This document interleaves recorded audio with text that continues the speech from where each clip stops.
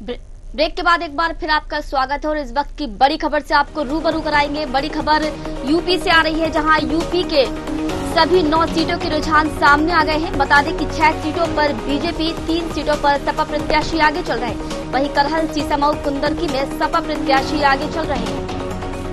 ऐसी उम्मीद भी जताई जा रही थी कि बात करें मीरापुर सीट पर तो बीजेपी आरएलडी प्रत्याशी आगे हैं। कटहरी, फूलपुर, मझबा में बीजेपी प्रत्याशी आगे चल रहे हैं। वहीं गाजियाबाद, खैर में बीजेपी आगे चल रही है। देखिए, यूपी के सभी 9 सीटों के रुझान आ गए हैं। तो सर देखिए, एग्जिट पोल जिस तरीके से सामने थे उसको देखकर तस्वीर थोड़ी थोड़ी साफ होती जा रही है। कहीं ना कहीं सही साबित होते नजर आ रहे हैं एग्जिट पोल कितना सही साबित होते हैं ये तो अभी कुछ देर बाद ही पता चलेगा। लेकिन हाँ, अभी तो वर्तमान में ये ऐसा कुछ साबित होता दिख रहा है कि यूपी की 9 सीटों के रुझान, यानी कि 9 सीटों पर चुनाव हुए थे, 9 सीटों के रुझान आ गए हैं। 6 सीटों पर बीजेपी, 3 सीटों पर सपा प्रत्याशी आ गए हैं। करहल, सीसामऊ, कुंदरकी, करहल, सीसामऊ और कुंदरकी में जो हैं ये सपा प्रत्याशी आ गए हैं। शेष सभी सीटों पर वहीं कटहरी, फूलपुर और मझबा की अगर हम सर बात करें तो यहाँ पर बीजेपी प्रत्याशी आगे चल रहे हैं। तो एक और बड़ी खबर से आपको रूबरू कराते हैं। बड़ी खबर रायपुर से आपको बता रहे हैं, जहां पहले पोस्टल बैलेट के रुझान आ गए हैं। 785 वोट से कांग्रेस प्रत्याशी आकाश शर्मा पीछे चल रहे हैं। वहीं बीजेपी प्रत्याशी सुनील सोनी आगे चल रहे हैं। बड़ी खबर आपको बता रहे हैं, 785 वोट से कांग्रेस प्रत्याशी आकाश शर्मा पीछे है। बीजेपी प्रत्याशी सुनील सोनी को 3583 वोट मिले हैं। कांग्रेस प्रत्याशी आकाश शर्मा को 2798 वोट ही यहाँ पर प्राप्त हुए हैं। तो पोस्टल बैलेट के रुझान में कांग्रेस प्रत्याशी आकाश शर्मा पीछे चल रहे हैं। इन्होंने अभी थोड़ी देर पहले कहा था कि ये तो निष्क्रिय और सक्रिय का ये है। तो अब देख लीजिए निष्क्रिय और सक्रिय कौन है, ये तो अब देखने वाली बात है। पीछे चल रहे हैं आकाश शर्मा। रायपुर दक्षिणी सीट बीजेपी का गढ़ माना जाता है और उन्होंने वादे और दावे तो बहुत किए जाते हैं, लेकिन काम यहाँ पर काम दिखाई देता है। मतदाताओं को जो विकास दिखाई दिया, जो उनके मुद्दे रहे, उनको ध्यान में रखकर उन्होंने वोट किया और सामने आपके परिणाम है। तो बैलेट पेपर के यहाँ पर परिणाम सामने आ चुके हैं, रुझान सामने आ चुके हैं। तो देखिए, यहाँ से आकाश शर्मा जो है कांग्रेस के वो पीछे दिखाई दे रहे हैं और 2798 वोटों से पीछे, यानी कि 2000। अभी शुरुआती रुझान में 2000 से पीछे हो गए। पहले पोस्टल बैलेट के रुझान जो 785 वोट से कांग्रेस प्रत्याशी आकाश शर्मा पीछे चल रहे थे। बीजेपी के सुनील, मतलब पोस्टल में भी पीछे, पोस्टल बैलेट में, और कांग्रेस प्रत्याशी आकाश शर्मा को कितने वोट, 2798 वोट मिले। निष्क्रिय और सक्रिय 785। अब जी, तो अब हम रुख करेंगे। ये तो जो रायपुर के परिणाम थे पोस्टल बैलेट के, वो यहाँ पर आए हुए थे। अब हम थोड़ा सा और चर्चा करेंगे। अपने पत्रकार जो हमारे बंधु हैं, हमारे विशेषज्ञ हैं, हमारे साथ जुड़ेंगे। लेकिन उससे पहले एक और बड़ी खबर, ये चलिए बड़ी खबर का नहीं, लेकिन जैसे ही हूटर बजा हमें लगा कि हाँ बड़ी खबर एक और आ गई है, क्योंकि ये बड़ी खबरों का दौर है और मिनट मिनट में, पल पल में अपडेट करना है। तो हो सकता है थोड़ी बहुत, लेकिन अब हम रुख करेंगे अपने मेहमानों की तरफ। हमारे साथ जो इस समय मेहमान जुड़ने वाले हैं वो जुड़ेंगे, लेकिन उससे पहले हम आपको सीटों की कुछ बात बता दें। करहल सीट की, करहल सीट जो हमारी है उत्तर प्रदेश की एक विधानसभा सीट है। 9 विधानसभा सीटों में से एक है। इनमें अनुजेश प्रताप और तेज प्रताप यादव, लेकिन सबसे पहले अनुजेश प्रताप यहाँ पर आगे चल रहे थे। अब तेज प्रताप यादव सपा से जो हैं वो आगे चल रहे हैं। सपा का गढ़ माना जाता है करहल सीट। यहाँ से करहल जो सीट है ये वास्तव में कहा जाता है कि बीजेपी ने यहाँ तक खाता नहीं खोला था और पोस्टल बैलेट के जो रुझान आए थे रूबी, अनुजेश प्रताप आगे शुरू में चल रहे थे, फिर बाद में तेज प्रताप यादव आगे हो गए। तो इस बार खाता खुलेगा या नहीं ये देखने वाली बात है। अगर मत प्रतिशत की बात अगर जो कर लें यहाँ पर, तो जो सपा का मत प्रतिशत है 2024 में, ये देखिए, ये करहल में 2024 में 53.89% यहाँ पर मतदान हुए थे, और बाकी देखिए 60 से ऊपर ही हैं। आप देख सकती हैं 60.96%, 2012 में, 2017 में 61.00 और 66.11 जो है 2022 में। यहाँ कम मतदान हुआ है। आप देख रहे हैं बाई इलेक्शन में, चाहे हमने मध्य प्रदेश में देखा, छत्तीसगढ़ में देखा, और केदारनाथ की सीट उत्तराखंड में हमने देखा, और यहाँ करहल में भी देख लें उत्तर प्रदेश में, तो यहाँ भी काफी अंतर है, 53, 66, 61, ये काफी अंतर है। सर, करहल सीट की अगर हम यहाँ बात करें तो अब देखना ये है कि सपा का किला क्या यहाँ पर बीजेपी भेज पाएगी या नहीं, ये सबसे बड़ा सवाल यहाँ पर बनने वाला है। तस्वीरें, हाँ, अब एक चीज और हम देख लेते हैं कि यहाँ पर जो मत प्रतिशत 2022 में 2012 में 2022 में क्या हुआ था, तो 2022 में देखिए अखिलेश यादव यहाँ से चुनाव लड़े थे। कुल यहाँ पर मत 66.11% हुए थे, अखिलेश यादव यहाँ से विजयी हुए थे। 60.12% यहाँ पर सपा को वोट मिले थे। दूसरे नंबर पर बीजेपी रही थी, आप देख सकती हैं। डॉक्टर एसपी बघेल यहाँ से चुनाव लड़े थे, 32.74%, यानी कि आधे, करीब करीब आधा सपा से ये वोट पाए थे। कुलदीप नारायण यहाँ से बसपा से चुनाव लड़े थे, 6.37। अब आगे की हम अगर जो बात करें 2017 में क्या स्थितियां थी, इसको भी हम थोड़ा सा देख लेते हैं, और जैसे ही अपडेट आएंगे हम अपने दर्शकों को बताएंगे। उसके पहले हम यादा ताजा कर रहे हैं, उनकी याद जो है, दर्शकों की याद ताजा हो जाए। तो 2017 की अगर जो हम बात करें तो यहाँ पर बसपा से लालजी वर्मा विजयी हुए थे 2017 में, माफ कीजिएगा, करहल की हम बात कर रहे हैं। तो 2017 में यहाँ पर सोबरन सिंह यादव 61.00% यहाँ पर वोट पड़े थे। सोबरन सिंह यादव को 49.57% और रमा साक्य यहाँ पर दूसरे, बीजेपी दूसरे नंबर पर और बसपा तीसरे नंबर पर रही है। वहीं अगर जो 2012 की बात कर लें, 2012 करहल की अगर जो बात करें तो 2012 में देखिए 60.96%, जैसा कि अभी हमने शुरू में ही दिखाया था। लेकिन यहाँ पर देखिए सपा भी विजयी रही है करहल में, और बसपा जो है उससे जयवीर सिंह 31% वोट पाए थे। तो ये अनिल कुमार यादव तीसरे स्थान पर रहे। एक और बड़ी खबर, रूबी, चलिए बड़ी खबर आपको बता रहे हैं। महाराष्ट्र की 288 विधानसभा सीटों की काउंटिंग जारी है। शुरुआती रुझानों में महायुति को बढ़त मिलती दिखाई दे रही है। सीएम एकनाथ शिंदे और अजित पवार इस वक्त आगे चल रहे हैं। तो देखिए रुझान जो है पल पल के आपको बताते हैं, पल पल के रुझान सामने आ रहे हैं। बता दें कि अजित पवार 3623 वोटों से आगे चल रहे हैं। अजित पवार बारामती सीट पर आगे चल रहे हैं। वहीं छगन भुजबल येवला सीट पर 115 वोटों से आगे चल रहे हैं। तो देखिए बड़ी खबर आपको बता रहे हैं, महाराष्ट्र की 288 विधान सीटों की काउंटिंग लगातार जारी है। और शुरुआती रुझानों में अगर देखें देवेंद्र सर, तो यहाँ पर महायुति को बढ़त मिलती हुई दिखाई दे रही है। तो कहीं ना कहीं जो एग्जिट पोल थे वो सच होते साबित नजर आ रहे हैं, और उत्साह जो था महायुति में, कहीं ना कहीं वो उत्साह उनका रंग ला रहा है। उनका उत्साह ये कह सकते हैं कि बिल्कुल ठीक नजर यहाँ पर आ रहा है।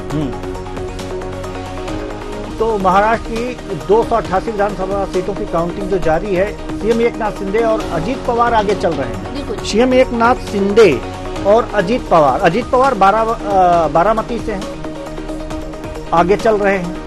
इनके भतीजे, इनके छगन भुजबल येवला सीट से 115 वोटों से पीछे हैं। ये जो अपडेट है, ये बड़ा अपडेट है, एक तरह से कहा जा सकता है। ये जो नेता हैं वास्तव में इन्हें कह सकते हैं कि हाँ, इन पे बराबर नजर बनी रहनी चाहिए। और हमारी टीम है इन पे अपना नजर बहुत बढ़िया से बनाए हुए है कि आखिर अजित पवार ये जो एनसीपी वर्सेस एनसीपी है यहाँ पे, सेना वर्सेस सेना, बिल्कुल सर। पहली बार ये चुनाव हो रहा है जब शिंदे और यहाँ पर एकनाथ शिंदे का देख लीजिए। यहाँ पर जो स्थितियां हैं कि ये शिवसेना से लड़े थे, अब शिवसेना शिंदे गुट से लड़ रहे हैं। तो शिंदे वर्सेस शिंदे और पवार वर्सेस पवार कह सकती हैं, और मतलब यहाँ पर एनसीपी वर्सेस एनसीपी कह सकते हैं। तो अब हमारे साथ मेहमान जुड़े हुए हैं, हम उनकी तरफ रुख करेंगे। के विश्वदेव राय साहब हमारे साथ जुड़े हुए हैं, राजनीतिक विश्लेषक जुड़े हुए हैं। बहुत बहुत स्वागत है आपका हमारे इस कार्यक्रम में। लगातार अपडेट आते रहेंगे और तो आप जानते ही हैं। बहुत बहुत स्वागत है आपका। लगातार हम अपडेट अपने दर्शकों को देते रहेंगे, बीच बीच में आपको रोकते रहेंगे, आपकी बात भी काटते रहेंगे, तो इसके लिए क्षमा चाहेंगे, लेकिन अपडेट देना ज़रूरी है। अभी जो 9 सीटों पर पोस्टल के रुझान हमारे सामने आए हैं, उसमें ये था कि 6 पर जो है बीजेपी आगे और 3 सीटों पर सपा आगे। और जो 3 सीटें थीं उनको हम ये कह सकते हैं कि हमारे साथ जो ये जो 3 सीटें हैं, करहल, कुंदरकी और सीतामऊ, ये इस पर सपा आगे है। बाकी शेष 6 सीटों पर बीजेपी आगे है। तो आपको क्या लगता है कि ये बना रहेगा या फिर कुछ और? पहले तो नमस्कार देवेंद्र जी, रूबी जी नमस्कार।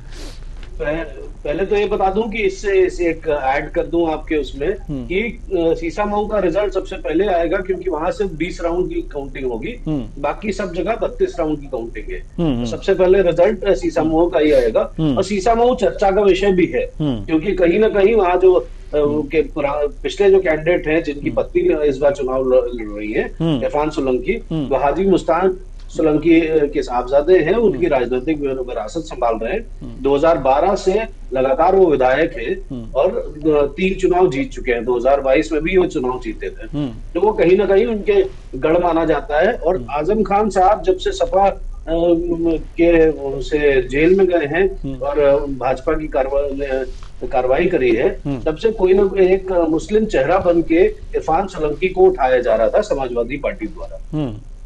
तो ये सीट समाजवादी पार्टी के लिए जीतना बहुत जरूरी है और वहां पर लीड कर भी रही है। वहां पर जो परसेंटेज ऑफ वोटर्स हैं वो समाजवादी पार्टी के पक्ष के हैं। ये पहली बात तो यहाँ ये हो जाती है। उसके अलावा जो एक बहुत अहम बात या इस उत्तर प्रदेश के चुनाव में और देश के चुनाव में जो बात हुई है, पोस्टर्स की और बयानों की।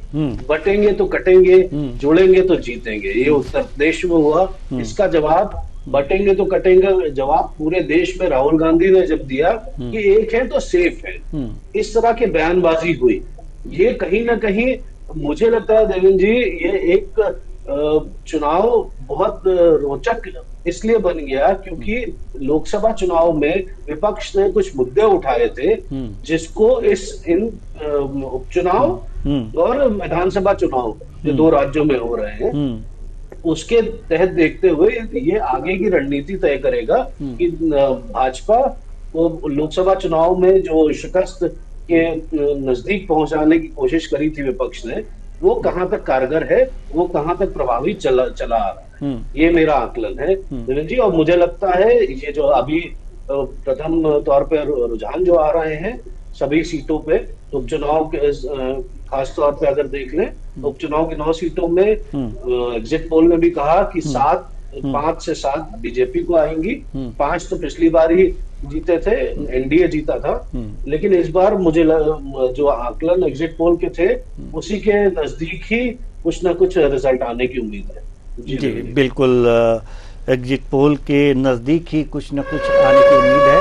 सर आपको रोकना चाहूंगी, इस वक्त की बड़ी खबर आ रही है।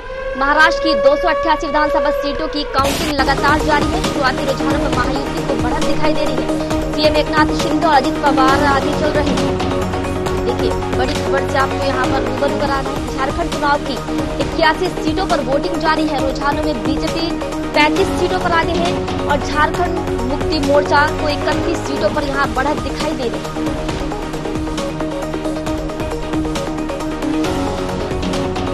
देखिए महाराष्ट्र और झारखंड दोनों ही जगह के एक और बड़ी खबर से आपको रूबरू कराते हैं। बड़ी खबर आपको बता रहे हैं जो कि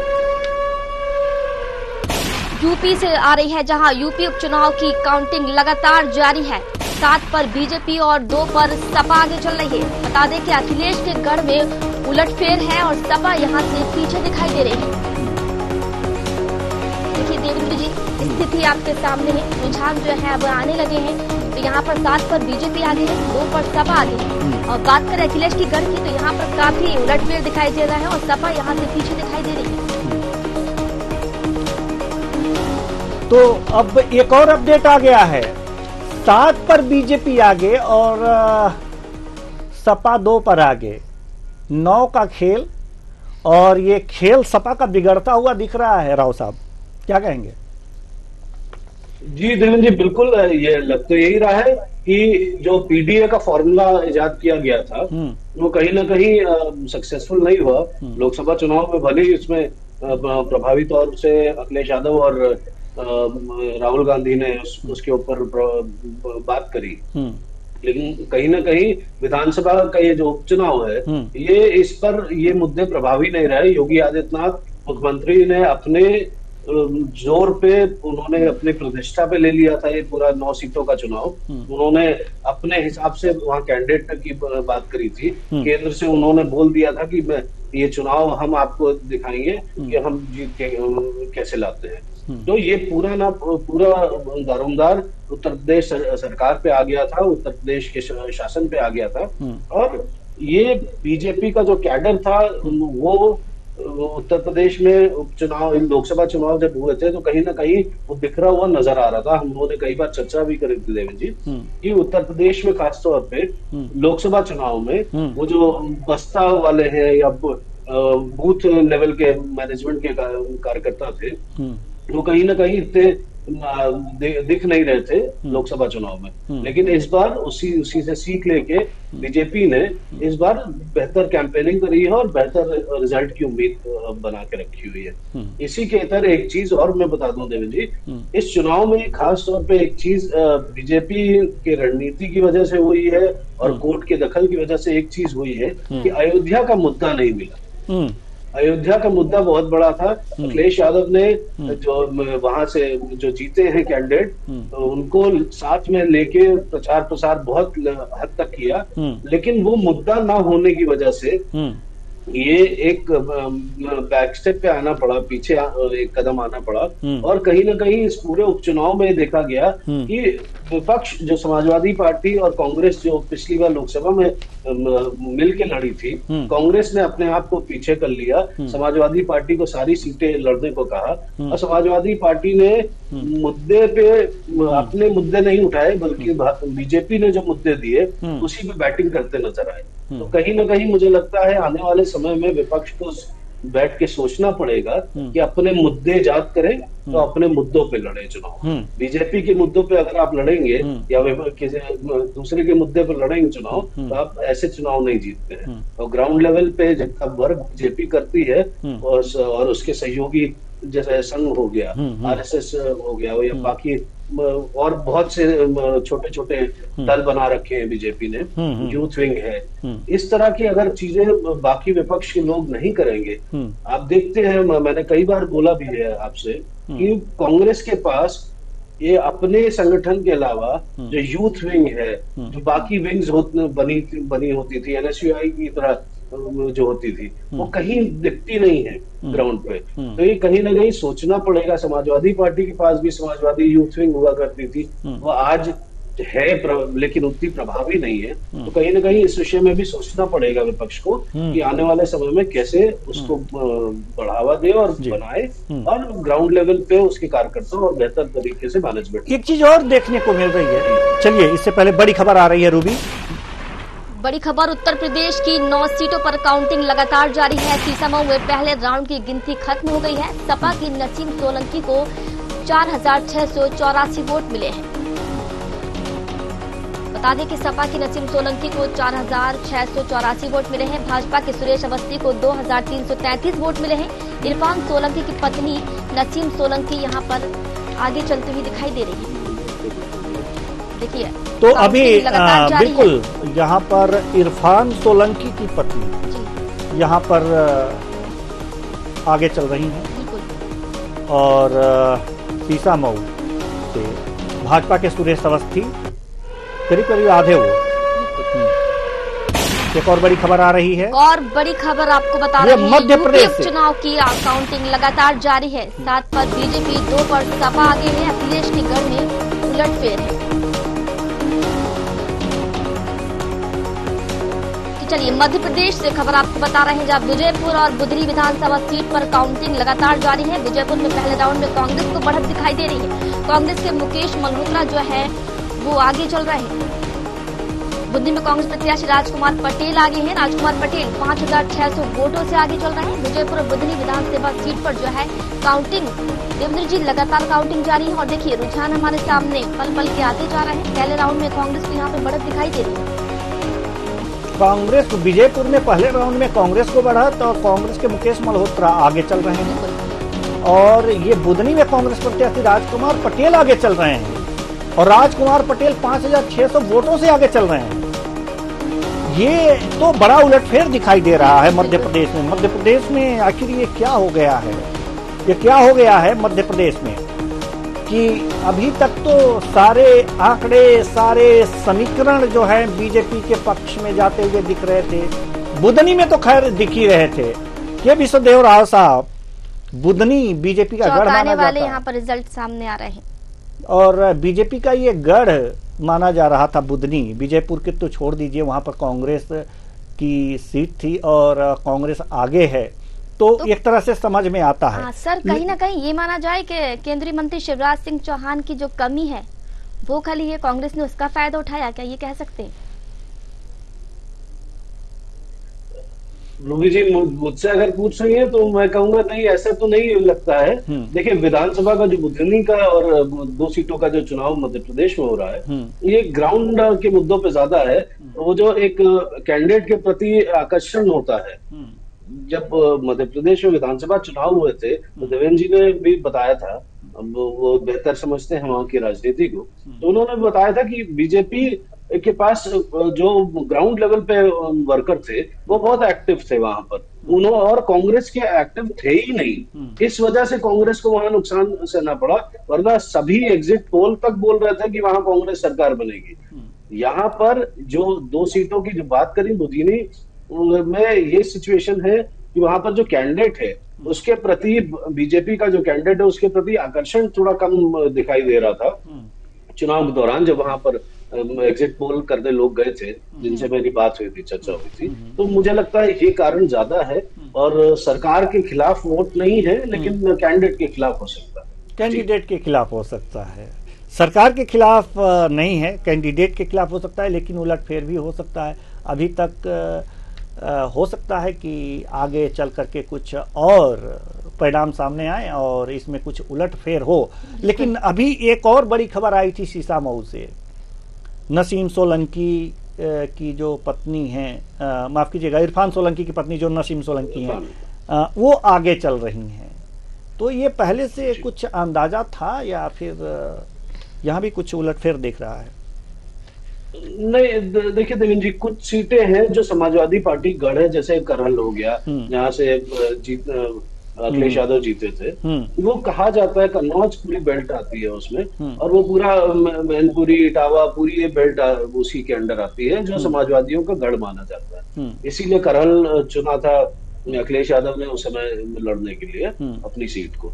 ये बात देखिए, एक चीज समझनी पड़ेगी यहाँ पर कि जो सीटें जो समाजवादी अपने वोट शेयर और अपनी चीजें वहां पर पिछले 1 दशकों 2 दशकों से बना के रखे हुए हैं, उन सीटों पे बीजेपी को फाइट दे सकती है, लेकिन विनिंग मार्जिन कम कर सकती है। लेकिन हो सकता है कहीं ना कहीं 1-2 सीटों पे वो जीतने की उम्मीद ना करे। बीजेपी खुद ये समझती है। उसने जो कैंडिडेट दिया करहल में और यहाँ पर सीसामऊ में, ये कैंडिडेट बहुत अच्छे हैं, बहुत प्रभावी कैंडिडेट हैं। एक बीजेपी का जो वोट शेयर है वो भी काटते हैं। इसमें एक चीज मैं बार बार कहता हूँ देवेंद्र जी, बहुजन समाज पार्टी पहली बार उपचुनाव लड़ रही है, उसने जो कैंडिडेट दिए हैं, जैसे करहल में उसे शाख के कैंडिडेट दिया, शाख का 15% वोट शेयर है वहां पर, और वो कहीं ना कहीं वो समाजवादी पार्टी को जाता है, वो कहीं ना कहीं समाजवादी पार्टी को नुकसान हो रहा है वहां पर।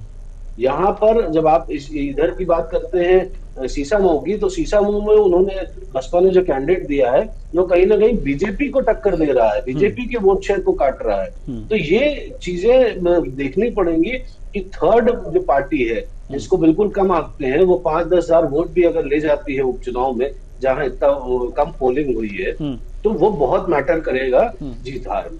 लेकिन एक चीज ये भी देखा गया है कि अगर जो नसीम सोलंकी आगे जा रही हैं यहाँ पर, तो ये माना जा रहा था कि बीजेपी के सिवाय अन्य सभी पार्टियां जो हैं वो मुस्लिम उम्मीदवार उतारी हैं यहाँ पर शीशामऊ से। तो ये मुस्लिम जो वोट हैं वो कहीं बट जाएंगे, तो कहीं ये बीजेपी का कि एक रहेंगे तो नेक रहेंगे, ये वाला सिस्टम तो काम नहीं कर रहा है, उलट हो गया इसके। देवेंद्र जी, सीट वार अगर देखेंगे तो ये देखिए, माहौल तो बीजेपी ने बनाया है और विपक्ष ने भी, मैं फिर कहूंगा, विपक्ष ने बैटिंग बीजेपी के पिच पे करी है। आप जो नारा बीजेपी दे रही है, आप उसी नारे को उसी और बढ़ा रहे हैं, तो कहीं ना कहीं आप बीजेपी के हिसाब से ही तो काम कर रहे हैं। लेकिन इंडिविजुअल सीट्स की जहां बात कर रहे हैं हम, वहां जैसे शीशामऊ में 3 बार का विधायक है, सिटिंग विधायक, उसको जेल में हो गया, उसको 7 साल की सजा हो गई, उसकी पत्नी को चुनाव लड़ने को दिया गया। तो ये कहीं ना कहीं एक इमोशनल फैक्टर भी आ जाता है यहाँ पर, क्योंकि ये विधानसभा का चुनाव है, इसलिए हम हमेशा देखते हैं कि यहाँ लोकल मुद्दे और समीकरण लोकली लेवल पे ज्यादा प्रभावी होते हैं। पार्टी का विशेष का वर्ग बिल्कुल होता है, कुछ शेयर होता है, लेकिन लोकल मुद्दे ज्यादा प्रभावी होते हैं। इसलिए यहाँ पर अगर आप 2300 वोट से नसीम सोलंकी अभी आगे चल रही हैं, तो मुझे लगता है अगर ये लीड बरकरार रखेंगी तो मार्जिन भले ही कम होगी वो पिछले चुनाव से, लेकिन जीत उनकी हो सकती है, ये भी माना जा सकता है। नहीं, ये भी देखा गया है ना कि 2022 में इरफान सोलंकी जब चुनाव लड़ रहे थे तो बीजेपी वहां दूसरे नंबर पर थी और सलील बिश्नोई जी वहां पर दूसरे नंबर पे आए थे बीजेपी से। 42% वोट उनको मिले थे कुल, अगर जो देखा जाए तो 42% वोट मिले थे और 50% इनको मिले थे इरफान सोलंकी को। तो कुछ 8% ये कह सकते हैं कि वोटों का अंतर था। लेकिन अगर जो ये वोट बंटते नसीम सोलंकी जी के आने के बाद और सुरेश अवस्थी जी के आने के बाद, तो शायद ये परिणाम देखने को नहीं मिलते। हमें लग नहीं रहा है कि ये वोट बटे हैं। एक और बड़ी खबर आ रही है, रायपुर से बड़ी खबर बता रहे हैं, जहां चुनाव में पहला राउंड खत्म हो गया है। पहले राउंड के मतों की गिनती पूरी हो चुकी है। बीजेपी प्रत्याशी सुनील सोनी को 4871 वोट मिले हैं। देखिए, बीजेपी प्रत्याशी सुनील सोनी को 4871 वोट मिले हैं। कांग्रेस प्रत्याशी आकाश शर्मा को 3446 वोट मिले हैं। तो प्रत्याशी सुनील सोनी 1425 वोटों से यहां पर आगे चल रहे हैं। देखिए, पहला राउंड जो है यहां पर खत्म हो गया है और गिनती जो है मतों की यहां पर पूरी हो चुकी है।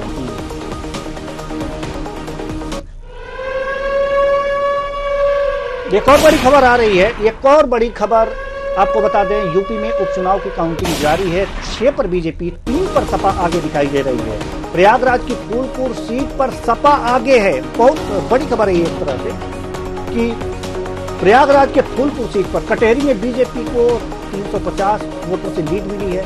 कटेहरी में लीड हुई है। मुस्लिम बहुल सीट कुंदरकी में बड़ा उलटफेर। कुंदरकी में बीजेपी के रामवीर सिंह आगे चल रहे हैं, कुंदरकी में आगे चल रहे हैं। अलीगढ़ की खैर पर बीजेपी के सुरेंद्र दिलेर आगे हैं।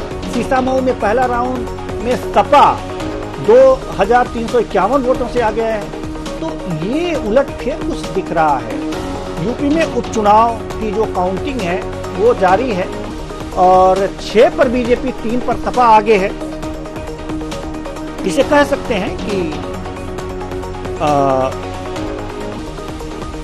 आप देख सकते हैं दिखाई दे रहा है। तो कटेहरी में बीजेपी को 350 वोटों से लीड मिली है।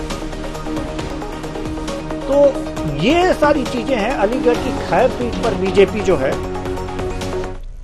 तो आपने अभी देखा कि 6 सीटों पर पुनः जो है वो बीजेपी आगे हो गई, 3 सीटों पर सपा आगे है। और जो सबसे बड़ी बात यहां पर देखने को मिल रही है वो ये है कि उलटफेर, मुस्लिम बहुल सीट कुंदरकी में उलटफेर देखने को मिल रहा है। कुंदरकी में बीजेपी के रामवीर सिंह 3000 वोटों से आगे चल रहे हैं। क्या लगता है आपको? मुकाबला इसलिए है क्योंकि ये शफीकुर रहमान वर्ग के का पूरा सीट आती थी, जिनके एजेंडा देहांत हो गया था अभी कुछ समय पहले। उनके पोते यहाँ से लड़े थे चुनाव पिछली बार। उनके खिलाफ जो चुनाव लड़े थे बसपा से हाजी रिजवान, वो अब सपा से चुनाव लड़ रहे हैं और वो भाजपा के जो रामवीर जी हैं उनके खिलाफ चुनाव लड़ रहे हैं। तो यहाँ इसलिए दिलचस्प मुकाबला है। और यहीं पर अगर आप दूसरा तीसरा नाम देखें, बसपा ने जो दिया है, बसपा ने रफतुल्ला खान साहब को दिया, टिकट दिया है। तो कहीं ना कहीं वहां पर ये ध्रुवीकरण का माहौल बसपा की वजह से भी हो गया है। बसपा जो 5-10 हजार वोट जो पिछली बार भी मिले थे उसको करीबन, आप अगर आकलन देखें तो पिछली बार मोहम्मद रिजवान जब लड़े थे बसपा से तो उनको 42,000 वोट मिले थे, 43,000 वोट के आसपास। तो ये बहुत बड़ा चंक हो जाता है। और जब आप वोटिंग परसेंटाइल जब कम होता है तो ये बहुत प्रभावी हो जाता है कि तीसरा कैंडिडेट कौन लड़ रहा है। इस वजह से वहां जो आप उलटफेर की बात कर रहे हैं, वो उलटफेर इस वजह से ज्यादा है। और बीजेपी ने वहां डोर टू डोर कैंपेनिंग करी है बाकायदा। ये यहाँ तक की एक खबरें और फोटो हमारे पास आई थी कि जो रामवीर सिंह है वो जालीदार टोपी लगा के और मुसलमान लोगों के घर गए थे डोर टू डोर, ये कहते हुए वहाँ 45% मुसलमान आबादी है देवेंद्र जी। तो वहां पर ये उन्होंने बाकायदा रामवीर सिंह ने ये वहां प्रमोट किया था कि इस बार मुझे 2.5 साल के लिए बनाइए, मैं आपको दिखाऊंगा कि काम कैसे होता है। तो हो सकता है वो भी एक प्रभाव बना हो। और ध्रुवीकरण वहां पर का बंटवारा जो हुआ है उस वजह से भी भाजपा को वहां बढ़त थोड़ी मिल सकती है।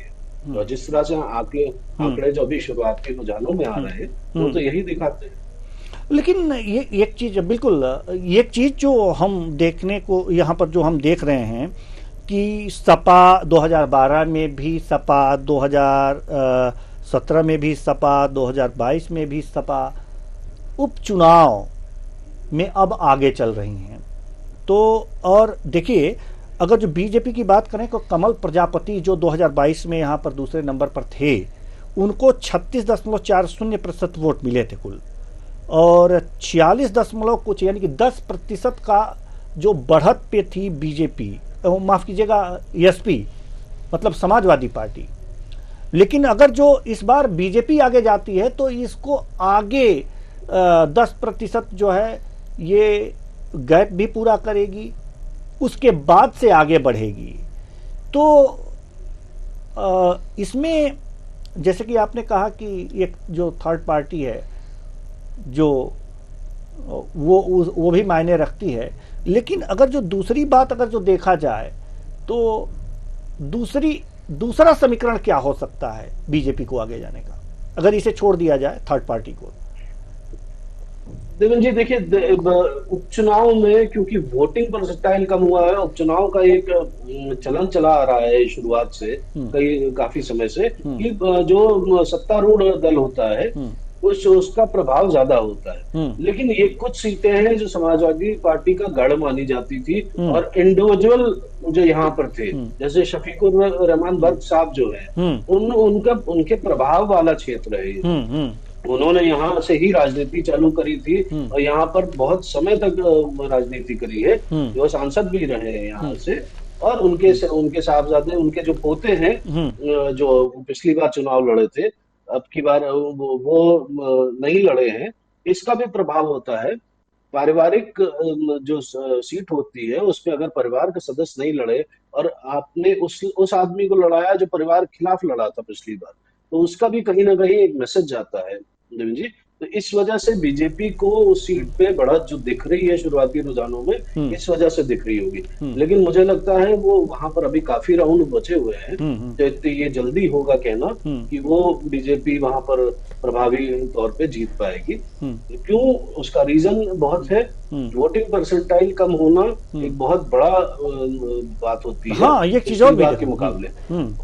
और हर सीटों पे जो बाई इलेक्शन हुए हैं, यहाँ पर ये देखने को मिल रहा है कि यहाँ पर वोट परसेंटेज कम हुए हैं। चाहे मध्य प्रदेश में देख लीजिए, छत्तीसगढ़ में देख लीजिए, उत्तराखंड में देख लीजिए, उत्तर प्रदेश में देख लीजिए, जो बाई इलेक्शन हुए हैं वहां पर वोट प्रतिशत कम हुआ है। तो कारण इसका क्या रहा है, क्या हो सकता है? देखिए देवेंद्र जी, होता क्या है, उपचुनाव को लोग जो आम जनमानस है वो इतना गंभीर से नहीं लेता है, जब बड़ा ही शर्मनाक विषय है। इलेक्शन कमीशन को और सत्तारूढ़ दल को इसके ऊपर प्रभावी कदम उठाने पड़ेंगे कि आपके जनप्रतिनिधि का चुनाव है और आपको सहभागिता करनी पड़ेगी। और मुझे तो लगता है जो केंद्र सरकार जो ला रही है वन नेशन वन इलेक्शन, इसमें एक रूल और लाए, जिसको अगर आप वोट नहीं करेंगे तो आपको पीनलाइज दंड दिया जाए, कि आपको रियायत जो मिलती है वो खत्म करी जाए। इस तरह के प्रावधान भी करने चाहिए और करने पड़ेंगे जी। बिल्कुल सही बात है। ये बेसिक जो पॉइंट देवेंद्र जी होता है उपचुनाव का, कि उपचुनाव में सब यही सोच के चलते हैं भाई जो सत्तारूढ़ दल है वो तो जीत लेगा, वो साम दाम दंड भेद कर लेगा। यही विपक्ष भी आरोप लगा रहा है और इस चुनाव में भी लगाया है।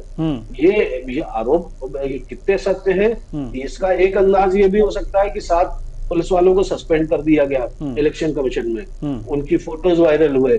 अखिलेश यादव साहब ने एक बयान भी दिया कि इस बार अगले चुनाव में हम वीडियोग्राफी और सर्वेलेंस रखेंगे, जिससे हम बीजेपी के इस तरह की एक्टिविटी जो सत्ता का इस्तेमाल, अधिकारियों का इस्तेमाल या पुलिस वालों का इस्तेमाल करते हैं, उस पर हम पैनी नजर रखेंगे। ये बिल्कुल प्रभावी है, ये इलेक्शन कमीशन करना चाहिए और विपक्षी दलों को तो बिल्कुल करना चाहिए जी। बिल्कुल आज की बात नहीं है, शुरुआत से आपको करना चाहिए था। तो ये इन सब चीजों पे आपको आगे बढ़ना पड़ेगा और आगे समझना पड़ेगा। बूथ लेवल के कार्यकर्ता जब तक वोट के लिए बोलेंगे नहीं, तो जी आपने भी देखा है, आपने मुझसे ज्यादा चुनाव कवर किए हैं, आपने देखा है जब तक बूथ लेवल का कार्यकर्ता प्रभावी नहीं होता तो आपने देखा है उस बूथ पे वोटिंग नहीं होती है।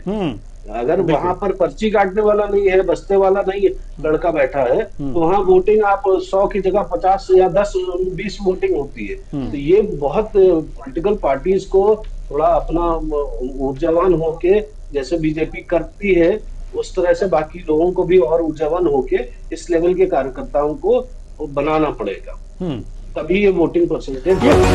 एक चीज और बड़ी, चलिए एक बड़ी खबर आ रही है। चलिए बड़ी खबर एक और आ रही है, जहां झारखंड चुनाव की काउंटिंग लगातार जारी है। रुझानों में जेएमएम अलायंस 39 सीटों पर आगे दिखाई दे रही है। भाजपा गठबंधन को 36 सीटों पर यहां पर बढ़त मिलती हुई दिखाई दे रही है। तो रहेट सीट से सीएम हेमंत सोरेन आगे चल रहे हैं। सरायकेला से पूर्व सीएम चंपाई सोरेन भी आगे हैं। खूंटी से बीजेपी के दिग्गज नीलकंठ मुंडा यहां पर पीछे दिखाई दे रहे हैं। देखिए झारखंड का रुझान भी हमारे साथ सामने आ गया है। रुझानों में जेएमएम अलायंस 39 सीटों पर यहां पर आगे दिखाई दे रहे हैं। तो चलिए अब रुक करते हैं अपने मेहमान की तरफ। जैसा कि अभी आपने देखा कि झामुमो 39 सीटों पे आगे है, बीजेपी 36 पे आगे है। तो कुल मिलाकर के ये कहा जा सकता है कि बढ़त है, घट भी सकता है, हो भी सकता है, क्या होगा ये देखने वाली बात होगी। एक और बड़ी खबर आ रही है। महाराष्ट्र के शुरुआती रुझानों में महायुति यहां पर आगे दिखाई दे रही है। महायुति बहुमत के करीब पहुंचा है। 154 सीटों पर बढ़त बनाए हुए है महायुति। देखिए महाराष्ट्र के रुझान भी हमारे सामने आ गए। ये शुरुआती रुझान है यहाँ पर देवजी जी, और महायुति बहुमत के करीब पहुंच गया है। 154 सीटों पर यहाँ पर महायुति जो है वो बढ़त बनाए हुए दिखाई दे रही है। बिल्कुल, लेकिन जहाँ तक अगर जो देखा जाए कि महाराष्ट्र की और झारखंड की, तो झारखंड में एग्जिट पोल उतने सही सटीक साबित नहीं हो पा रहे हैं जितने की महाराष्ट्र में हो रहे हैं। लेकिन ये शुरुआती रुझान है, आगे क्या होगा उलट का जो उत्साह था एग्जिट पोल को लेकर कहीं न कहीं वो सच साबित होता हुआ दिखाई दे रहा है। बिल्कुल। तो चलिए अब अपने मेहमान की तरफ रुख करते हैं। एक जो उत्तर प्रदेश की जो बड़ी खबर आई थी वो फूलपुर सीट को लेकर भी थी। तो फूलपुर सीट में भी एक उलटफेर देखने को मिल रहा है। फूलपुर की जो सीट थी उसमें बीजेपी 2022 में जीती थी। 2017 की बात करें तो उसमें भी बीजेपी जीती थी। लेकिन अगर जो 2024 के बाई इलेक्शन की बात करें तो यहाँ पर सपा आगे दिख रही है। क्या लगता है? मोहम्मद मुस्तफा सिद्दीकी आगे चल रहे हैं यहाँ पर। क्या कारण हो सकता है? बीजेपी ने क्या गलती कर दी थी? केशव प्रसाद मौर्य के आसपास की सीट है, तो क्या एक बार फिर ये कहा जाए कि अंदरूनी राजनीति चल रही है बीजेपी की?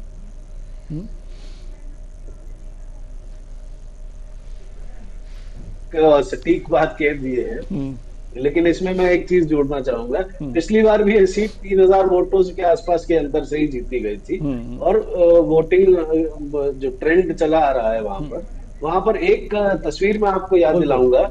वहाँ फूलपुर के पास ही समाजवादी पार्टी और कांग्रेस का एक मंच ढह गया था, और वहां सब क्योंकि भीड़ ज्यादा आ गई थी और हुजूम दिखा था वहां पर लोगों का, जो कांग्रेस और समाजवादी पार्टी गठबंधन की रैली में आए थे। तो वो तस्वीर भी याद करिए। ये सब वहाँ वहीं का जरिया है। वहां की लोकसभा सीट भी जीती थी समाजवादी पार्टी। तो यहाँ वहां पर कहीं ना कहीं फूलपुर केशव प्रसाद मौर्य ने बहुत काम किया है वहां पर। इस चुनाव के दौरान उन्होंने जाके कैंपेनिंग करी है, कई दिन वहां पर उन्होंने कैंपेनिंग करी है। तो ये उनके नाम की सीट है, लेकिन प्रमुखता वहां पर अगर देखा जाए तो भाजपा का गढ़ मानी जाती रही है। और भाजपा भले ही पिछली बार वोट परसेंटेज मार्जिन में कम थी, लेकिन वहां पर यही माना जा रहा था। चलिए एक और बड़ी खबर से आपको रूबरू करा रहे हैं, जहां दक्षिण रायपुर में दूसरे राउंड की मतगणना पूरी हो चुकी है। दूसरे राउंड की मतगणना पूरी हुई है। बीजेपी प्रत्याशी सुनील सोनी 3400 वोटों से यहां पर आगे चल रहे हैं।